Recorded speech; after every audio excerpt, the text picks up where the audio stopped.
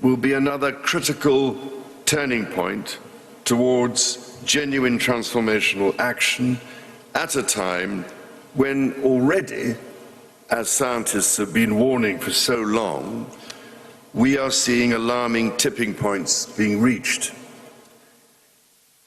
I've spent a large proportion of my life trying to warn of the existential threats facing us over global warming, over climate change and biodiversity loss. But I was not alone. For instance, Sheikh Mohammed's dear father, Sheikh Zayed, was advocating for clean energy at a time even before the United Arab Emirates as such came into being. All these decades later, and despite all the attention, there is 30% more carbon dioxide in the atmosphere now than there was back then, and almost 40% more methane. Some important progress has been made, but it worries me greatly that we remain so dreadfully far off track, as the Global Stocktake report demonstrates so graphically. The dangers are no longer distant risks. I have seen across the Commonwealth and beyond countless communities which are unable to withstand repeated shocks, whose lives and livelihoods are laid waste by climate change. Surely, real action is required to stem the growing toll of its most vulnerable victims. Repeated cyclones batter vulnerable island nations like Vanuatu and Dominica. India, Bangladesh, and Pakistan have been experiencing unprecedented floods, and East Africa is suffering a decades-long drought. This past summer, in common with Spain, Greece, the United States, and many other countries, Canada experienced its most severe wildfire season on record, with 18.5 million hectares of land burned, causing terrible loss of life and property, and of course, releasing enormous amounts of greenhouse gases that contribute to dangerous feedback loops to which climate scientists have been alerting us for decades. As I've tried to say on many occasions, unless we rapidly repair and restore nature's unique economy based on harmony and balance, which is our ultimate sustainer, our own economy and survivability will be imperiled. Records are now being broken so often that we are perhaps becoming immune to what they are really telling us. When we see the news that this last Northern Hemisphere summer, for instance, was the warmest global average temperature on record, we need to pause to process what this actually means. We are taking the natural world outside balanced norms and limits and into dangerous, uncharted territory.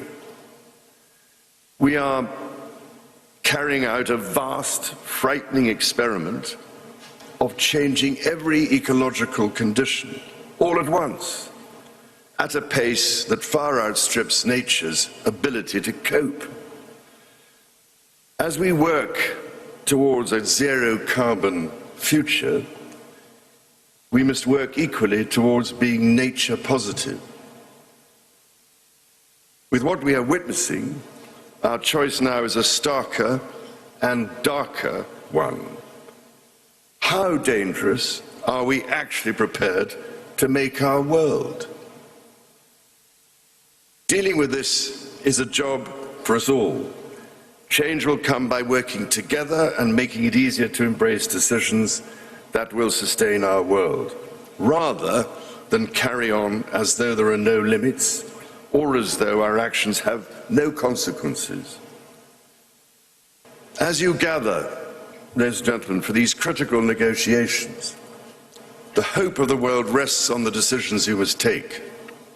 I can only encourage you to consider some practical questions which might inform the task ahead of you.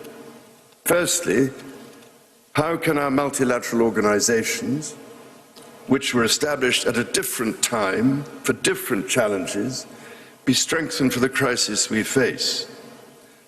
How can we bring together our public, private, philanthropic and NGO sectors ever more effectively so that they all play their part in delivering climate action, each complementing the unique strengths of the others? Public finance alone will never be sufficient, but with the private sector firmly at the table and a better, fairer international financial system, combined with the innovative use of risk reduction tools like first loss risk guarantees, we could mobilize the trillions of dollars we need, in the order of $4.5 to $5 trillion a year, to drive the transformation we need. Secondly, how can we ensure that finance flows to those developments most essential to a sustainable future and away from practices that make our world more dangerous across every industry in every part of the world? I have, for instance, been heartened by some of the steps taken by parts of the insurance sector, which plays such a vital role in incentivizing more sustainable approaches and providing an invaluable source of investment to reduce the risks we face. Thirdly, how can we accelerate innovation and the deployment of renewable energy, of clean technology and other green alternatives to move decisively towards investment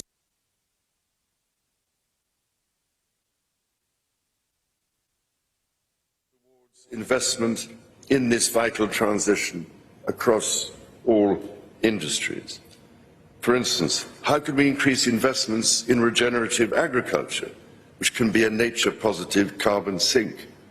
What incentives are necessary? And how can those which have a perverse impact be eliminated with all due speed?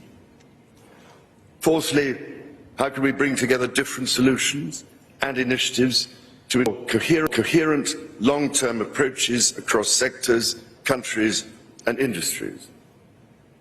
For virtually every artificial source of greenhouse gas emissions, there are alternatives or mitigations which can be put in place.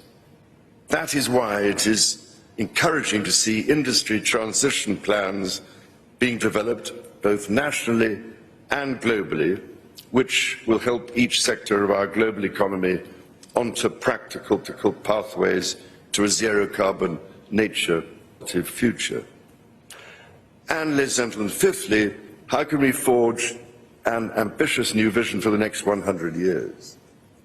How can we draw on the extraordinary ingenuity of our societies, the ideas, knowledge and energy of our young people, our artists, our engineers, our communicators, and importantly, our indigenous peoples, to imagine a sustainable future for people everywhere, a future that is in harmony with nature, not set against her. Ladies and gentlemen, in your hands is an unmissable opportunity to keep our common hope alive. I can only urge you to meet it with ambition, imagination, and a true sense of the emergency we face, and together with a commitment to the practical action upon which our shared future depends. After all, ladies and gentlemen, in 2050, our grandchildren won't be asking what we said. They will be living with the consequences of what we did or didn't do. So if we act together to safeguard our precious planet, the welfare of all our people will surely follow.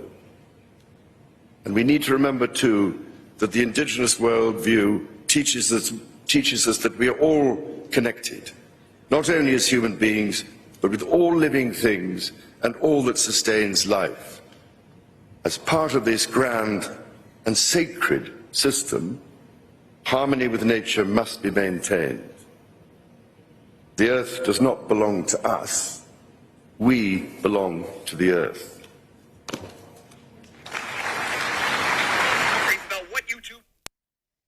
बरतानवी Shahjahan स्वयं का world climate action summit से खिताब। उन्होंने कहा कि मौसमियाती तब्दीली के असरात दुनिया पर बुरी तरह से मुतासर कर रहे हैं। खुश्क साली हो रही है, जो समुद्री लेवल है वो बढ़ता जा रहा है। खुराक की किल्लत भी मौसमियाती तब्दीली के असरात की एक वजह है। शदीद तूफान आ रहे हैं। दुनिया के अंदर ग्रीन हाउसेज गैसों के अखराज को रोकने में कारआमद साबित होती है। उन्होंने तायद भी की कि जो बात की इससे पहले सामईन ने बात की थी उस पर अमल करने की जरूरत है। हमें कुदरती माहौल को बचाने के लिए फौरी इकदाम करने होंगे। मौसमियाती तब्दीली दुनिया को बुरी तरह से मुतासर कर रही है। सैलाब के बायस पाकिस्तान को भी शदीद नुकसान उठाना पड़े।